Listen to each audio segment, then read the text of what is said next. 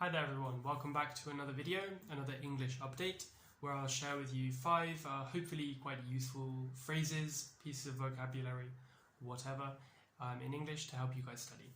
Before I get into those, I'd just like to make a couple of announcements as usual. There's always a comment right below the video where I write down all 5 of the chunks for today, so if you don't understand what I'm saying, you can always check there and read along. Also, please do try and make your own sentences and leave them in comments below the video, and I'd be happy to give you a bit of feedback. And if you know someone who might benefit from seeing these videos too, then please feel free to share it with them. So, getting into the language for today, the first one is a phrase, "that's the main thing." So, this is often used in sort of an encouraging sense, where maybe some aspect of something didn't go exactly to plan or isn't perfect, but there's still something else good that happened. So for example, if somebody loses a competition, then you might say, well, you still improved on your last performance and that's the main thing. Or, you still got a chance to test yourself and get a bit more used to competition, and that's the main thing. But it can be used far more flexibly. It's just kind of highlighting that you consider something to be important, or perhaps the most important thing. So I'm trying to remember what context it came up in. I think lots of the chunks today were from the same class, so forgive me if I kind of repeat the topic. But in the context of the Brexit vote, you could, or I might say, for example, that whether we leave or stay, or whatever the result was going to be, the government at least the government listened to the result of the vote, and that's the main thing, right? So I'm saying from my perspective, whether I'm happy with the result or not, at least I'm happy that the government are listening. That's the main thing, in my opinion. But yeah, maybe more commonly used where something slightly negative or disappointing has happened, and you say something's the main thing to kind of try to get back something, kind of find the silver lining, to take a sort of take something positive from a situation. That was a bit rambly. I hope that helped. Number 2 is to get through everything. If you have a lot of things to do, then getting through everything, or getting through all of it, is just finishing the long list of things to do.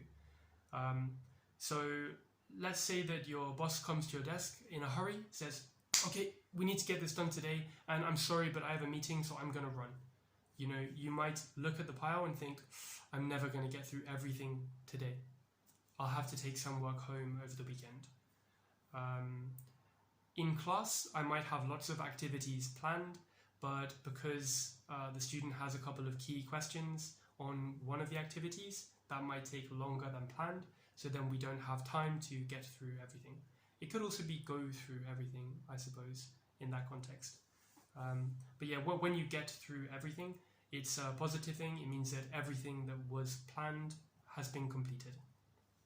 Number 3, sorry, this is taking longer than I thought, only on 3, is a nice phrase, not what I expected. So when you say something is not what you expected, it sort of literally just means that it wasn't what you expected, but depending on how you say it and the context, it's normally clear whether it's positive or negative. So let's say you go to see, I went to see the final, I guess, Avengers film, Avengers Endgame, and I would say it's not really what I expected. I think Avengers Infinity War set up the story really well. We had a really fantastic setup. I really enjoyed it, and I was looking forward to the conclusion. But after watching it, I have to say the final film was not what I expected. It wasn't really up to par. It wasn't good enough to draw the sort of events of the first film to a close. But something could also be positive but surprising, and then it might also be not what I expected. Maybe, so I can't remember the last time I went to KFC, but let's imagine I go to KFC and I try something new on their menu, and it turns out to be really good. And I would say, this is not what I expected at all. I thought it was going to be awful, you know. So yeah, in a positive surprise, you'd also say not what you expected. It's sort of self-explanatory, but yeah, I hope those examples help. Number 4 is another one that came up in the context of Brexit, which is voter turnout. This is just a collocation referring to the number of people who go to vote, so who turn out to take part in an election or a referendum or whatever it might be. So yeah, obviously voter here is a noun, but the noun is describing the word turnout. So in the case of the Brexit referendum, I think that turnout wasn't that good, if I remember right. You know, there was quite a large percentage of people who didn't vote. I think that in the Scottish referendum, the turnout was better. And in the upcoming US election, I guess we'll have to wait and see what voter turnout is like. The final one for today is actually kind of 2 words, but in the Quizlet test, there'll only be one of them, so you have to choose the right one. And it's the difference between the word stopped and finished. So, what was this? Yeah, it was a student today who told me that he didn't go to basketball this morning. So I asked him, how come? I thought you go to basketball every Sunday. And he said, oh yeah, it stopped. And so I said, what happened? Is it something to do with the virus? Are you not allowed to go to basketball for some reason? Or can your teacher not attend? He said, no. It's more to do with the fact that the lessons that we've paid for have now run out. And I go, oh, okay, so it finished. If something finished, it means that you got to the end of what was expected and then it stopped as it should. Whereas normally when people say stopped,